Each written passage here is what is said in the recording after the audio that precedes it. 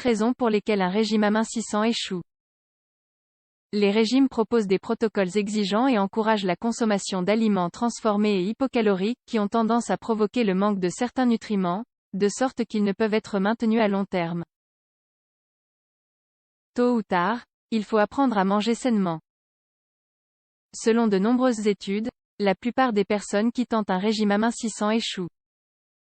Pour perdre du poids, nous devons identifier les raisons qui nous empêchent de suivre un régime et chercher des solutions. C'est pourquoi nous voulons analyser les causes possibles de l'échec de votre régime pour perdre du poids. Poursuivez votre lecture et découvrez les 6 principales raisons. Pourquoi un régime amincissant échoue-t-il? Si vous suivez un régime, vous vous êtes peut-être posé cette question. Une étude montre que 2 personnes sur 3 qui suivent un régime alimentaire retrouveront le poids qu'elles ont perdu. Mais aussi qu'elles auront un poids corporel plus élevé qu'avant de commencer le régime. Il en résulte de la frustration et un cercle vicieux qui fait de la balance une véritable montagne russe. Avec des effets néfastes sur le métabolisme et l'humeur. 6 raisons pour lesquelles un régime amincissant échoue. 1. Manque de graisses essentielles et saines. C'est peut-être la principale raison pour laquelle le régime amincissant échoue. Certains professionnels de la santé suggèrent qu'un déséquilibre dans l'apport en acides gras oméga-3 et oméga-6 pourrait être lié à l'obésité. Idéalement, nous devrions consommer à peu près la même quantité d'oméga-6 et d'oméga-3.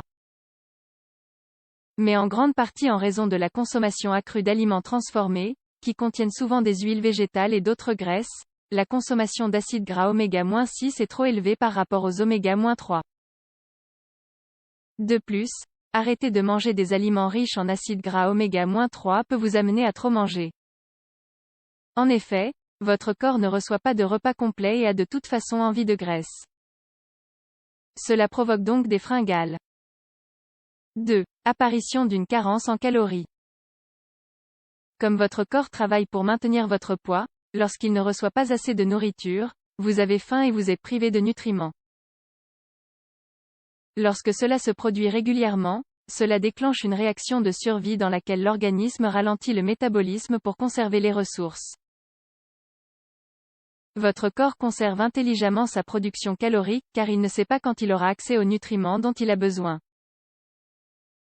C'est ce qui nous maintient en vie en temps de famine.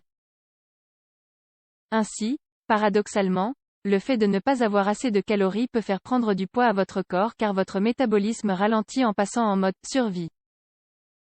3. Échec d'un régime amincissant, apparition d'une carence en protéines. De nombreuses personnes considèrent souvent les légumineuses, par exemple, comme un groupe d'aliments riches en calories qui doit être interdit dans le cadre d'un régime amincissant. Mais la vérité est que ces aliments sont également une source de glucides d'absorption lente qui vous laisse une sensation de satiété pendant de nombreuses heures.